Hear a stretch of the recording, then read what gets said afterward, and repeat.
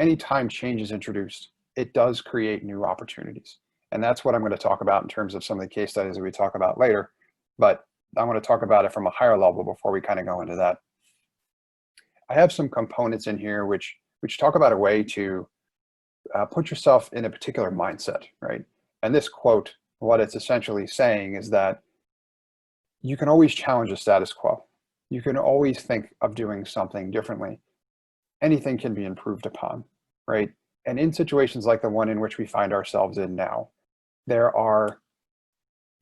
a lot of doom and gloom, and there's a lot of reasons to be nervous and afraid of what's coming, and there's a lot of terrible things happening, of course. We're doing our best to combat that, but at the same time, there's also a tremendous amount of opportunity out there.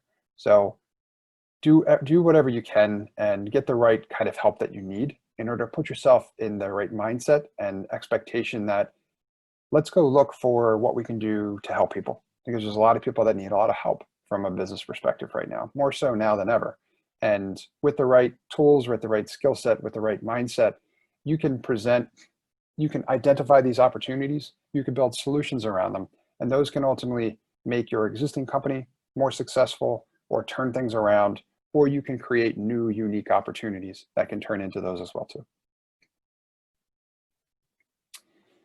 Another part of the story is to understand how other organizations got started, and not just how they did, but when they did.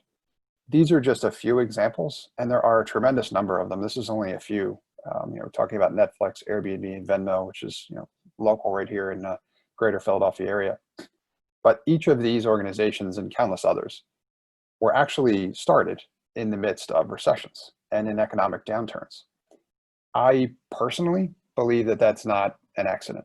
I don't believe that to be coincidence. I believe that, genuinely speaking, because of the challenges presented by disruption, like the significant ones that we're seeing as caused due to the pandemic, that it helps people put themselves in the right mindset to think that there must be a better way.